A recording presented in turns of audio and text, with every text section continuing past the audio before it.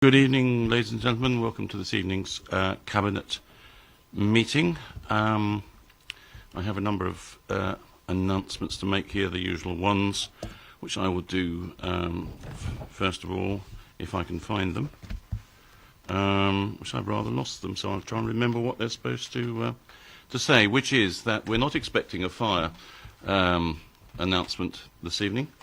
And so should we have a fire bell sound, we are required to leave the building as quickly as possible by the fire exits, which are at the front and the back of the room.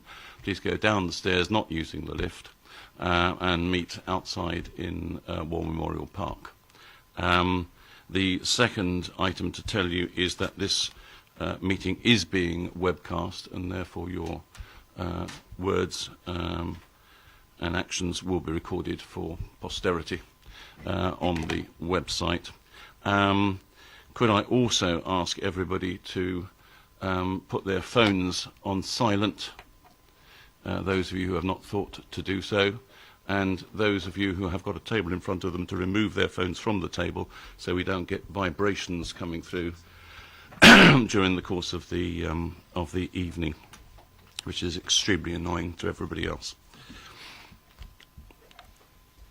We shall begin then with apologies for absence. And there's apology for one person for absence, which is Councillor Osselton, for this evening's meeting. And I shall also start by, if we have an apology for absence, to welcome a new arrival, which is a young Jaya Wardener who arrived in the world earlier on, well, last week, really, from Friday. So congratulations on becoming a father. And we do try to stay awake for as long as you can during the course of the meeting. Right, declarations of interest. We have two declarations of interest, I think. Councillor Ms. Aegis. Yes, I declare an interest on paper C, so I'll leave the room when you deal with that, Leader. Thank you. And Councillor Isaac. Yes, Leader. I wish to declare a non-pecuniary interest in relation to the item on the leisure park and the exclusivity agreement. Thank you very much. So we will move to the minutes of the Cabinet meeting held on the 27th January, which is paper A, for those following on the papers. Are there any comments on the minutes, or are you happy that I can sign those later on? Okay. Petitions we have none, urgent items we have none.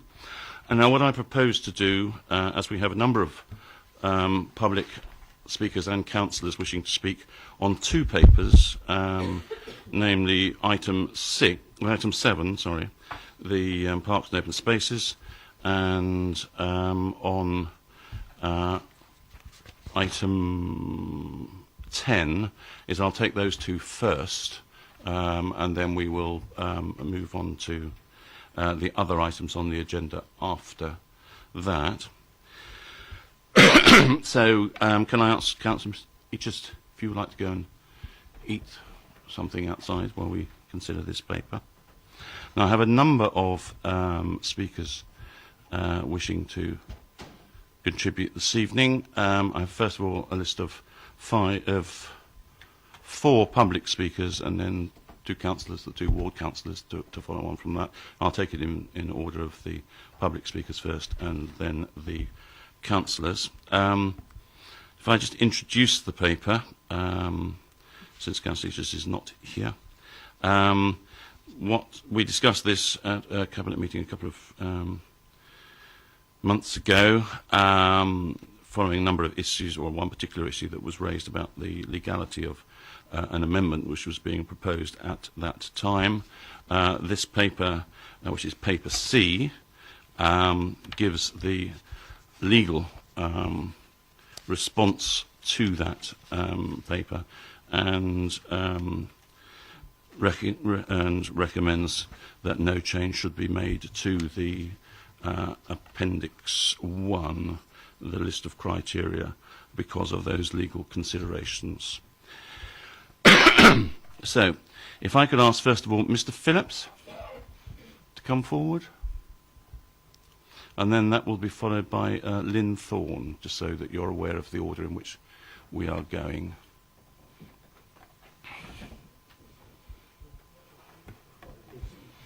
So my assistant has shown you the way to operate the machine. Thank you very much for that. I wish you'd come and show me how to operate this machine, because I can't even reach it. Mr. Phillips, you have 2 minutes. When I start the button, the green light will come up. You'll then get a warning when the yellow light comes up after a minute, and then it goes red when we get to the end of your time. So you have 2 minutes from now. Thank you.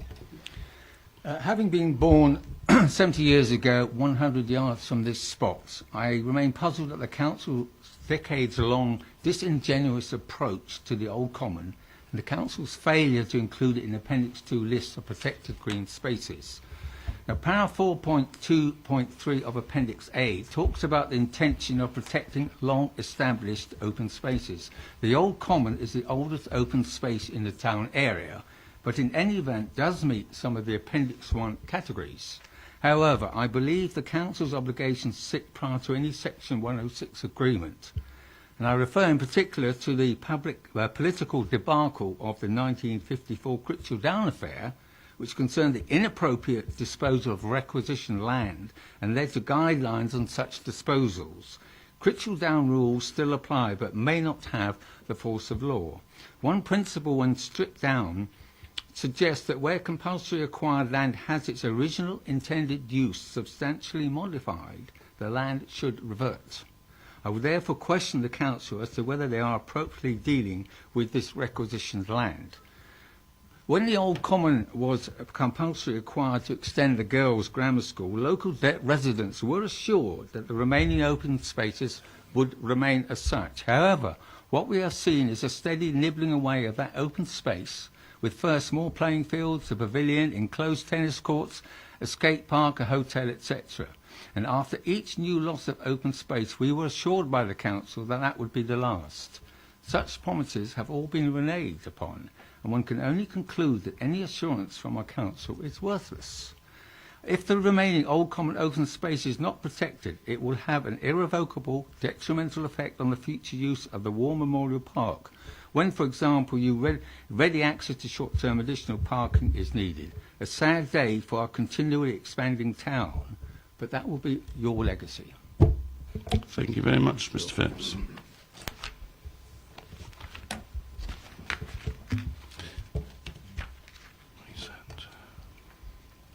Right. Lynn Thorne? Leave the microphone on, that'll be fine, thank you.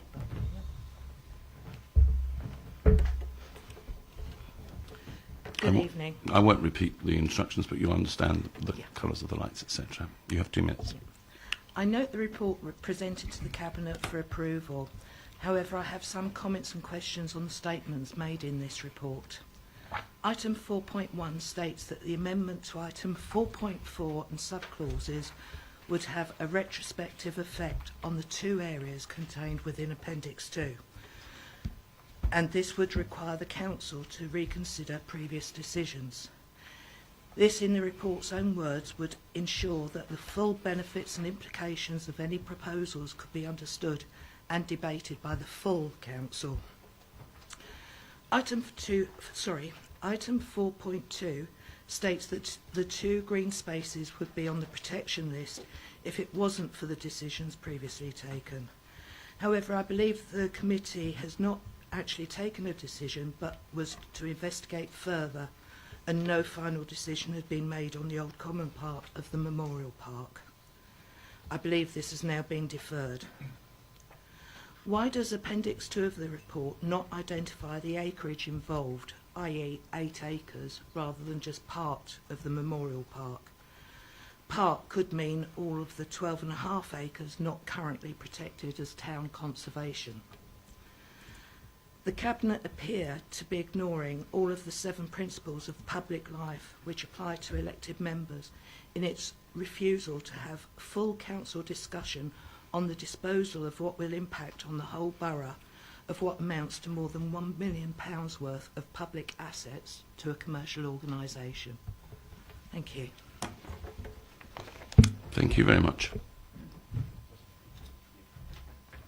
And now David Dry. David Dry, please.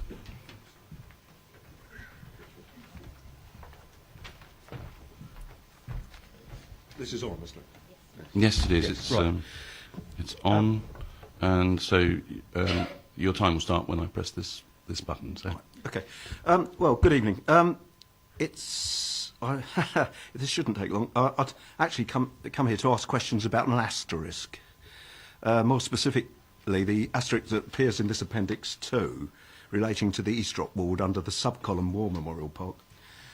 What I would like to know is what this asterisk means, and what geographic area does it cover, and what precisely constitutes a War Memorial Park. And as a supplementary question, and there's something that I have no idea about, but I understand that there must be an answer somewhere.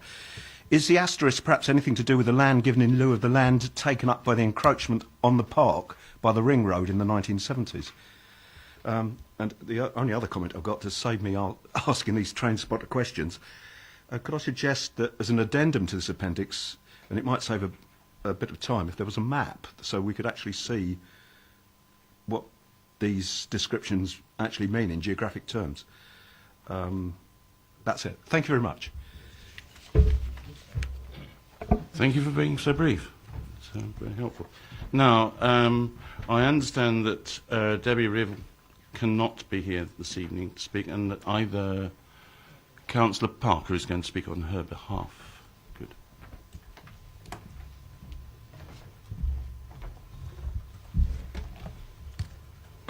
Good evening, Cabinet. Right. Good evening. Your time starts if you're ready. Yeah. Starts now. Statement from Basingstoke Heritage Society. We need to press Cabinet on what is meant by War Memorial Park when it comes to excluding it from protection. To most people, War Memorial Park means that park paid for by public subscription as a perpetual war memorial. The Council have accepted, letter from Chief Executive to the Heritage Society refers, that 20 acres of the Old Common was agreed as compensatory for the loss of part of the War Memorial Park to the Ringway construction. The Council have not offered any evidence to say which piece of the Old Common War Memorial Park was intended to compensate. The only remaining part of the Old Common War Memorial Park which is comparable to the land lost from the War Memorial Park, that is unimpeded open space, is the 12.5 acres of open land. The remainder of the Old Common site contains the Hilton Hotel, part of Costello School playing fields, the site which contains the following: Totally Tennis, Arlott Pavilion, 2 football pitches, a cricket square and a skateboard park. Our open space remaining needs protection. Thank you very much, Councillor Parton. Don't go. Oh, okay. Would you like to carry on? I need to try and reprogram this, which will require some degree of... let me just stop it for a second. Right.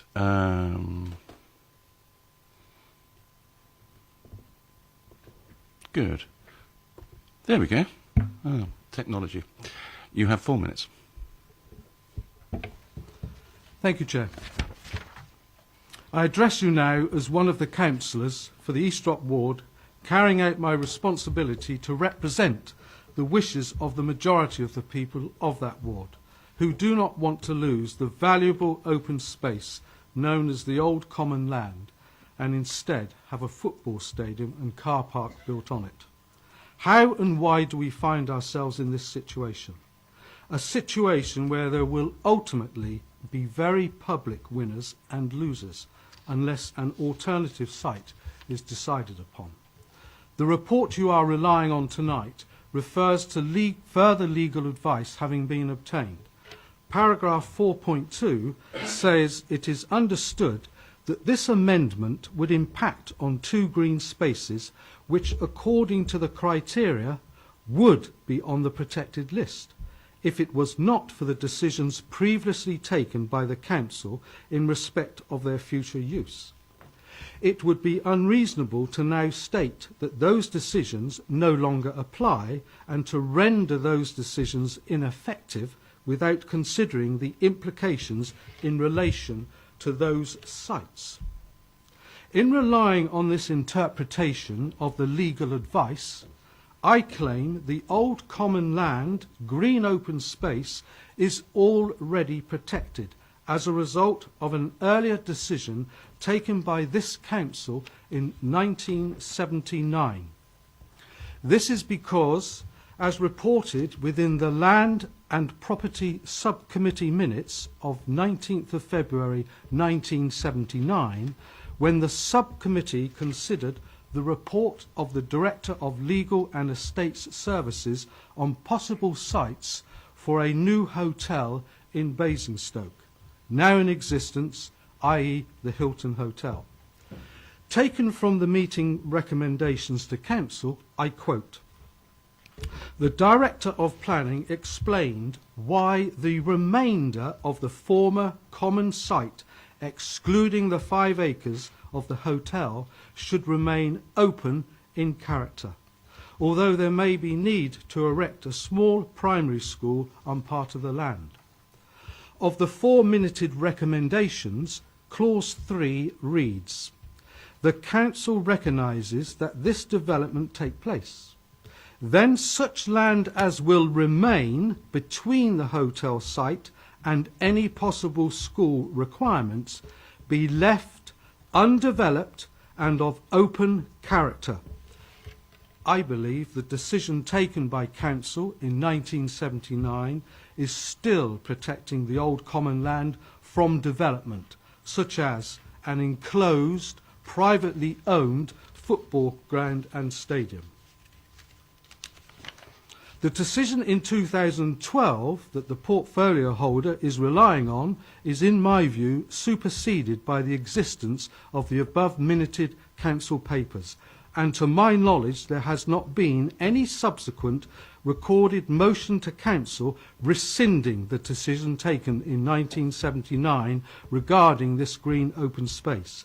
Furthermore, I have consistently argued that the decision in 2012 is unsafe due to the fact that crucial reports completed in 2009, including detailed site analysis, were withheld from Councillor Committee members during the decision process in 2012.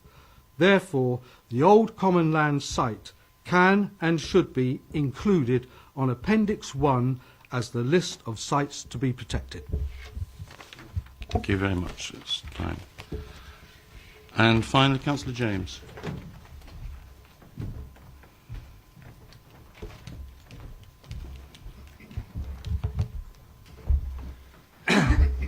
Good evening. You two have your 4 minutes.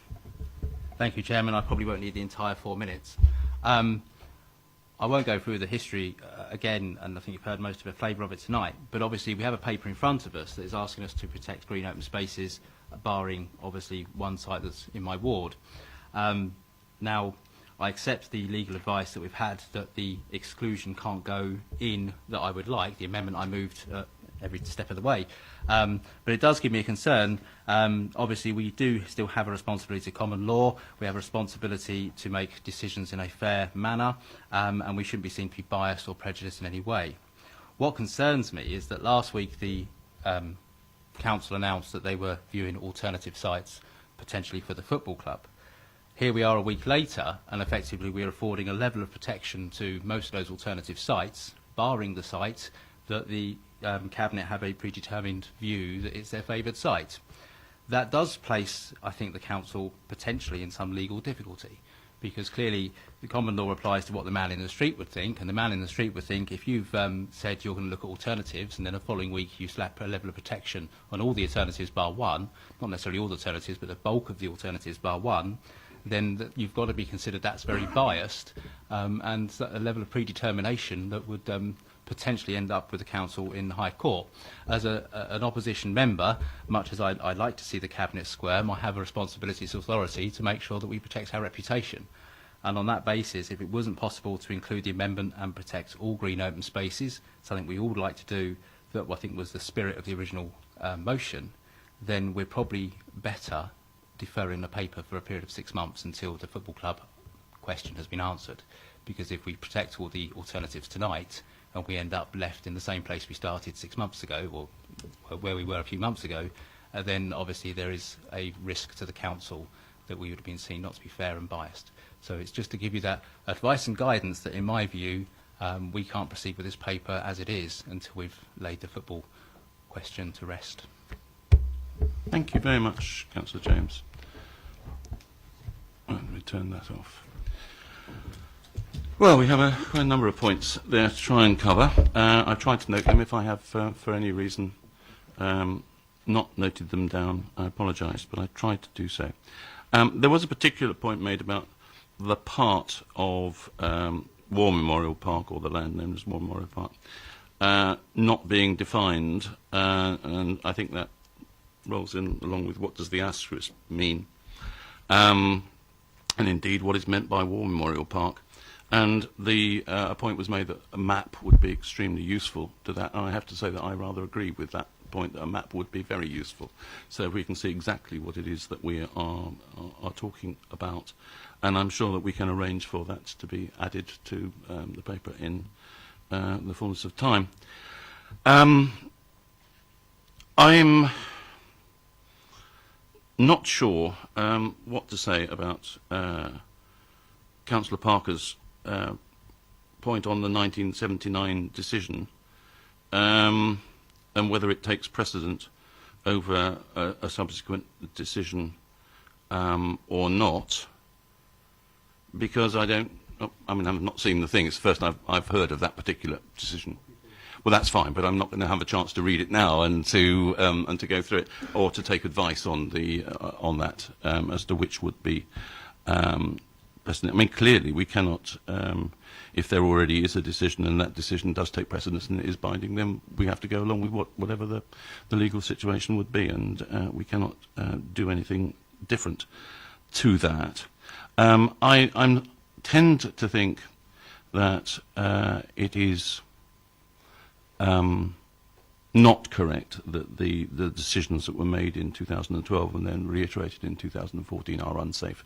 I think those decisions were sound decisions to be made based upon the information that was available at the time, and in fact the 2014 paper was fairly explicit, I think, in large terms on why alternative sites had not been considered. But we have agreed, and we have discussed this with representatives from all groups, in fact, which Councillor Parker, you were there, I think, standing in for Councillor James at the time, about the best way to go forward on this, that we would look again at all potential sites that there might be for locating the football club too, that would meet their requirements and also would be acceptable to us as a council and to the residents of the borough. And I think there is a certain injustice in saying that some sites are excluded because they happen to have been the subject of decisions, and other ones are not included because they are not. That's without any predetermination of which sites should or might not be included. But I find myself, and I'd be very interested to hear what other members think, but I find myself torn here because I agree with most people that what we do want to do, and the whole essence of this was, I think, a total cross-party agreement that we want to protect as many of our sites as we possibly can within the borough. And I think that is something which is shared by all groups, and something which we would like to get on with. And therefore I'm loath to not have that protection put in place. On the other hand, as far as I'm aware, there are no proposals to utilise any of these other sites for anything else at the moment, and it would take that long to get in place. It's going to take us at least 6 months to look at any potential sites for the football club, I suspect we're not going to be in a position to reconsider, if we defer this decision now, to reconsider it for 6 months. But in the interest of having a level playing field, that may be what it would be an appropriate thing to do. Members, what other views do other people have? It's something which I'm very loath to actually do, but I do see the justification of the point that Councillor James is putting forward. Councillor, this has been your baby to a certain extent. The football club, I mean. Tar baby. Yes. Yes, I obviously listened to the speakers tonight, and I suppose that it would have been helpful to have heard about the 1979 decision earlier than this, because to have sprung it on us tonight isn't the most constructive way of approaching things, I would suggest. You know, whether a council decision in 1979 could bind our hands in 2012, I rather doubt. But you know, we live in such a legalistic world these days that I think I'm inclined to agree that it would be as well to check these things out, given the importance of the decisions that we make here. Also, I'm not sure that I completely go along with what Councillor Gavin James is saying here, because I'm not sure that this proposal is seeking, it would in effect rule out the bulk of the alternative sites that might be considered as part of the exercise that we look as though we're going to be embarking on in relation to possible sites for the football club. But I suppose at the end of this, I sense that issues have been raised tonight which would suggest that it would probably be prudent for us to check these things out and defer a decision again.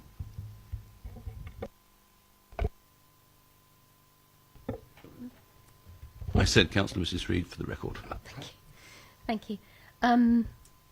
Yes, I think I would probably agree to defer on the basis of some of the points that have been raised tonight.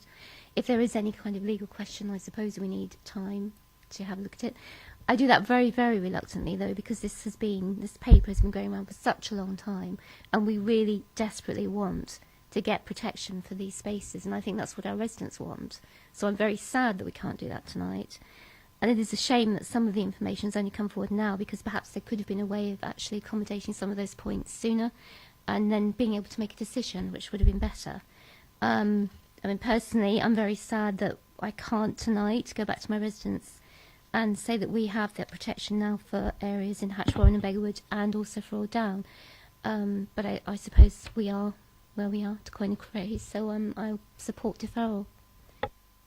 Can I ask a question of officers? I can't imagine that all the sites in Appendix 2 will necessarily come forward for consideration of for potential usage by the football club. Could we be in a situation at some point fairly soon where we could actually bring this back and agree the ones that aren't under consideration and protect them,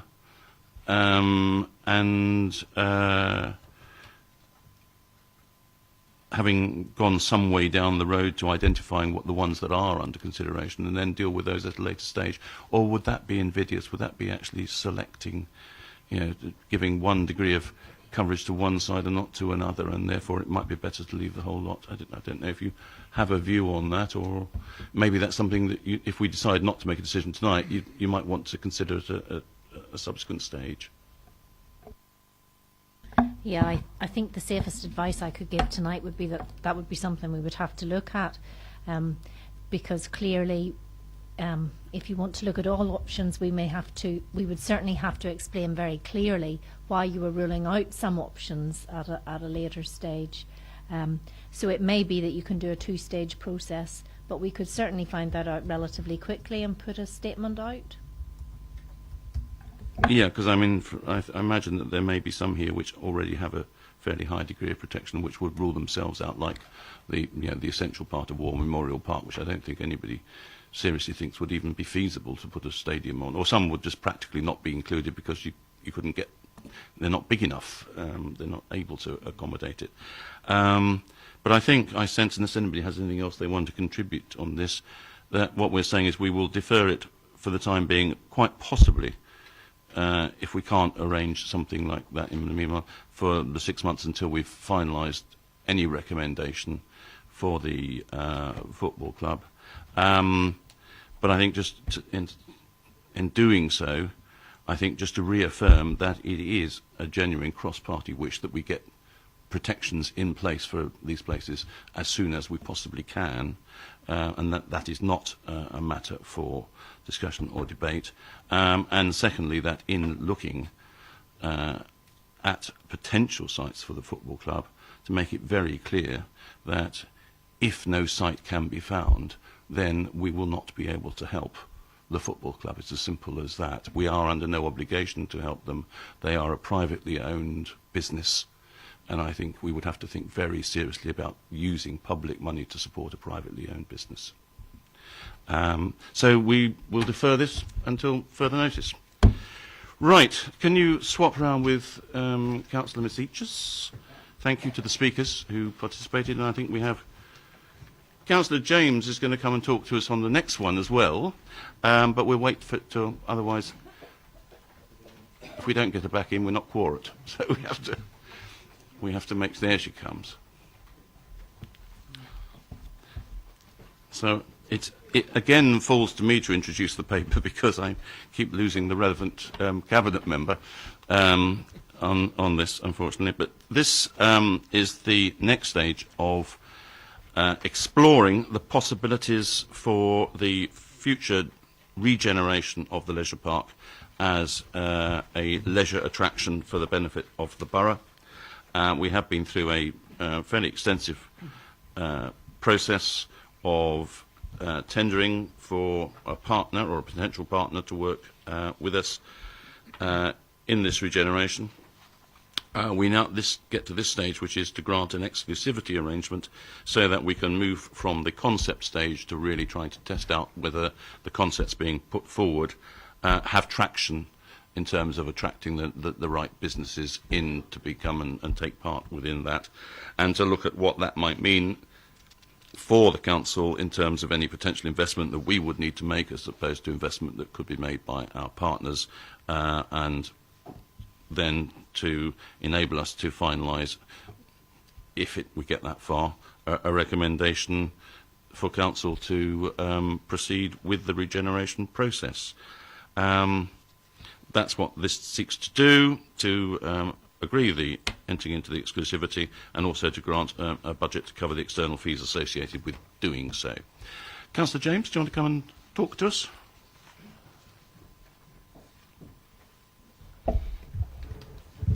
Thank you, Chairman. You mentioned that the football ground was Councillor Isaac's baby. I hope Renil's baby brings him more joy and less sleepless nights than the football ground topic has brought Mr. Isaac. I actually want to speak, I went to the map last night. I put myself down to speak prior to the map because I wasn't quite sure what was going to come out of the map. And I have to say I was relatively pleased with what the map concluded and wanted to check a few points in the report.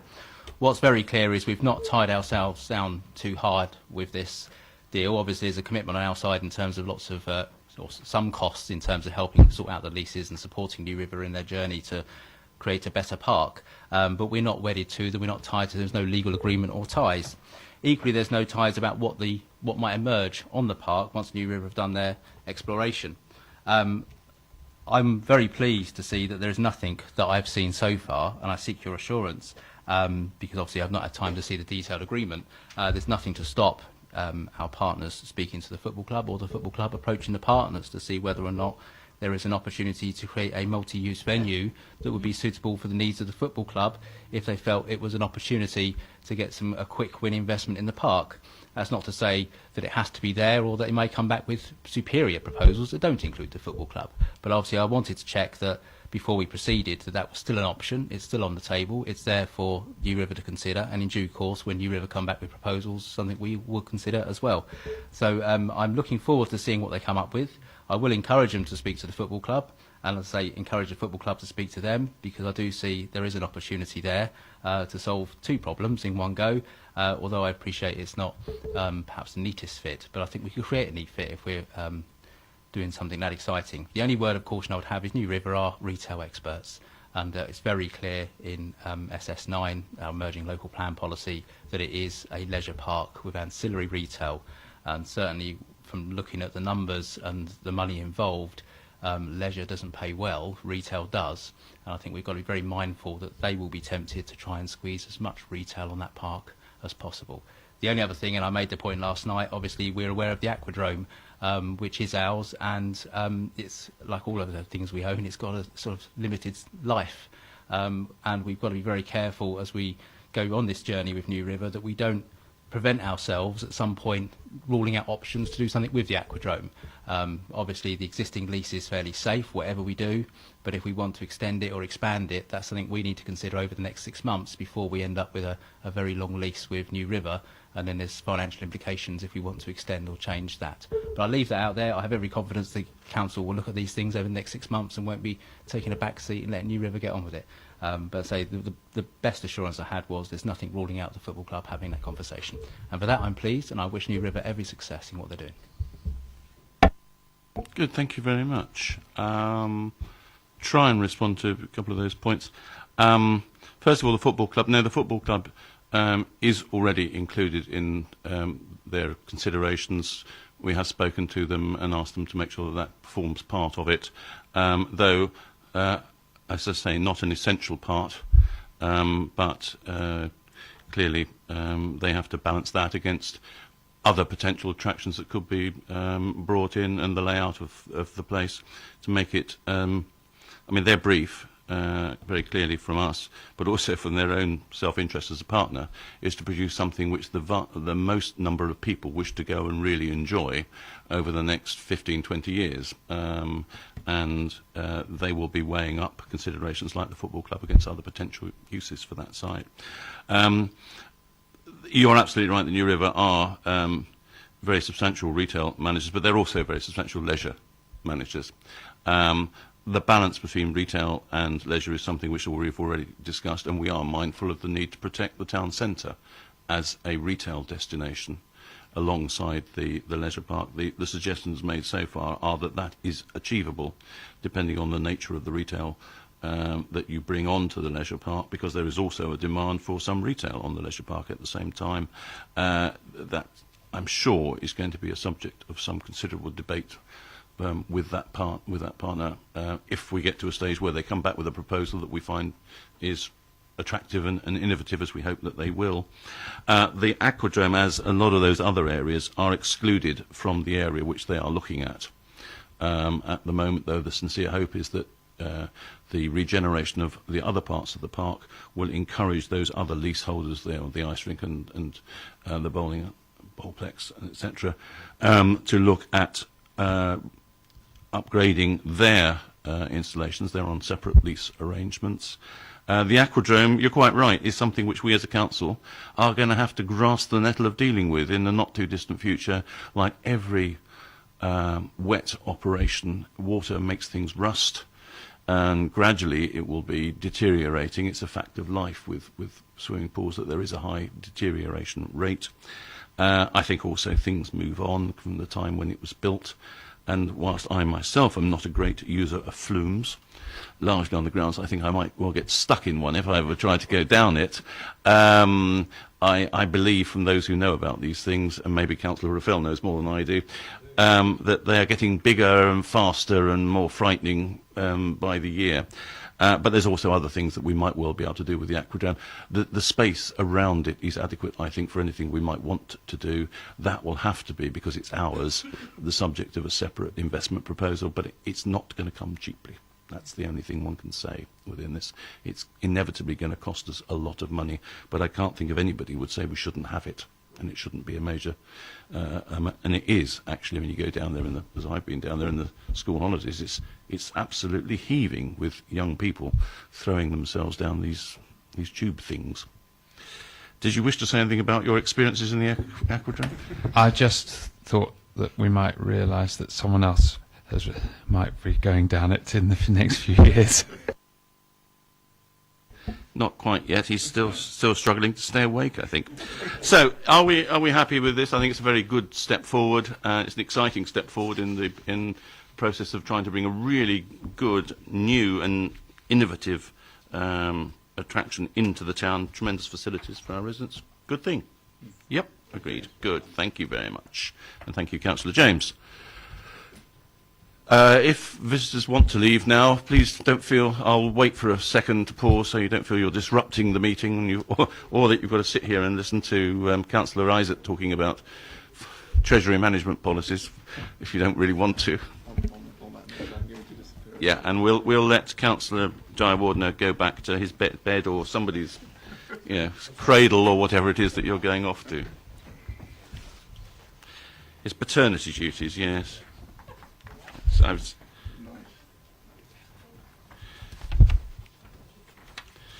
So we come back to item 6 on the agenda, the local level decision-making partnership pilot.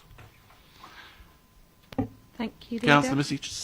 Yeah, this paper updates members on the pilot that's been taking place just over the last year, which is a neighbourhood partnership that was set up in Buckskin. And the paper then seeks Cabinet's agreement to allow that pilot to continue for another year, so we have more robust evidence about whether it really is working, because at present it is doing very well, but also to set up a second neighbourhood partnership to see if this type of partnership can be replicated. There is a criteria that was established well over a year ago, and as Popley East and Popley West meet that criteria, it's proposed that those will be the awards for the second pilot area. So to seek Cabinet's agreement on those points. Thank you very much. Are the members from Popley East and Popley West supportive of this happening in their area? I understand from the officer that she has spoken to the ward members and that they weren't against it and they haven't raised any objections. Good, okay. Because I think if one's going to carry out a local neighbourhood exercise there, it's important that the local people actually want it to happen. In which case, I think, partly because I was involved in the start of this thing, feel a certain level of personal commitment to it and making it happen. Well, at least making it available for it to happen. It's, at the end of the day, really down to local people whether they want to grasp the opportunity or they don't. But the least that we should be doing is facilitating that possibility. We happy that to nod this one through? Good, then that is done. And then, Councillor, I think we're back to... Oh, no, we're not. Councillor Raffel is the cost of planning appeals, item 8.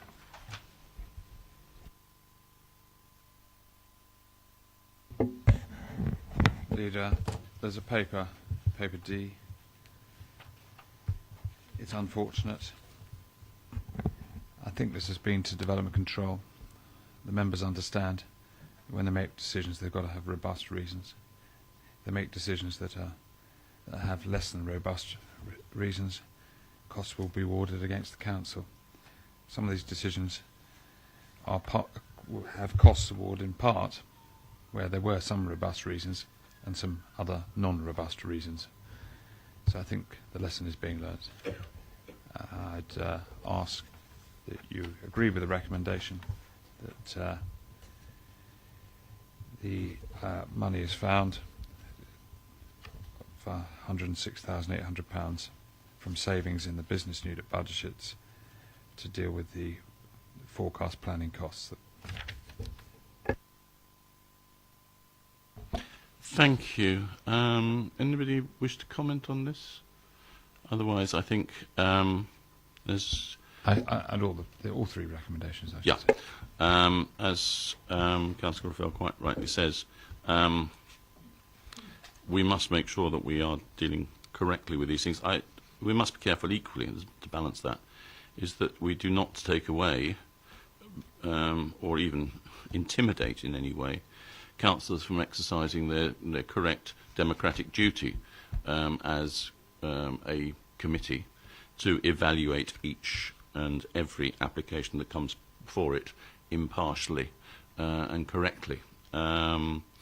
But where there are very clear guidelines as to what is or is not likely to be acceptable on appeal, or what are or are not legitimate grounds for making a decision one way or another on an application, we clearly have an obligation to follow those guidelines and to utilise those reasonings.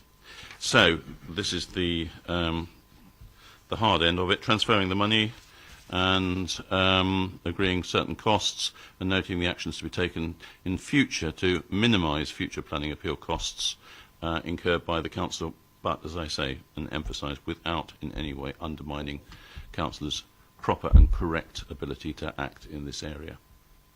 Agree? Good, thank you. Then, the moment which I know you've been waiting for, Councillor Isaac, which is to talk to us about item, I've lost it now on my agenda, but anyway, it's the Treasury Management Strategy. Over to you. Thank you, Leader. This report addresses the Treasury Management Strategy for 2015 to 16. In doing so, it sets the overall limits and parameters within which delivery of the strategy should operate. As before, the main investment policy objectives are to invest prudently regarding security and liquidity of investments particularly. The policy statement here, for the first time now, provides a statement of the Council's approach to ethical investments following recommendations from the Audit and Accounts Committee. We've had an annual review of our Treasury Management Strategy by independent financial advisors, who concluded that the Council continues to score well in terms of security, liquidity and return. We have, however, taken steps to rebalance the portfolio by investing in externally managed funds with the hope that they're going to generate higher returns, which we need to do if we're going to ensure that the Treasury Management continues to contribute as it has done to our finances and keeping our council tax down. This report also covers the new Financial Services Banking Reform Act 2013, which is now in place, and it means that government will no longer automatically bail out banks, and therefore we've had to make changes to our investments in banks on advice. So we've diversified and moved into more secure investments and refraining from using unsecured deposits with banks or building societies. So the recommendation to Cabinet is that the addition to of the Council's approach to ethical investment to the Treasury Management Policy Statement is noted, and that the changes in the Treasury Management Strategy Statement, Appendix B, are noted. Also that it's recommended to Cabinet that we seek Council approval to the Treasury Management Policy Statement and the Treasury Management Strategy Statement for 2015/16. Thank you very much, Councillor Isaac. I think, just for the record, this sort of a subject is one of those ones that people's eyes tend to glaze over when you mention it, and in most councils wouldn't have any significant impact upon anything very much. It would just be something done by the financial team and probably never heard of or seen again. What we are talking about is the management of an average balance in the year of around about £160 million of cash, of financial instruments that generates millions of income for us that we are able to use in running our services. So this is by no means an insignificant subject. It is an area where we've built up over the years a fair degree of expertise in dealing with it. These are, I think, included in this paper, an appropriate review of our requirements, in part required because of legal changes and financial regulatory changes. But I think also it's appropriate use of our funding at this moment in time, particularly when we are having increasing demands put upon our revenue income for by substantially decreasing funding coming through the rate support grant. So this becomes even more important that we maximise the opportunity. But also to point out the fact that if you have cash and you then decide that you just want to go spending it all over the place, then you no longer have that cash and you no longer have that income. So just the idea, I've got money, oh, let's go and spend it, would in the longer term and even in quite short term be a very, very silly idea to put forward. And I hope that nobody would think of doing so. Are we agreed?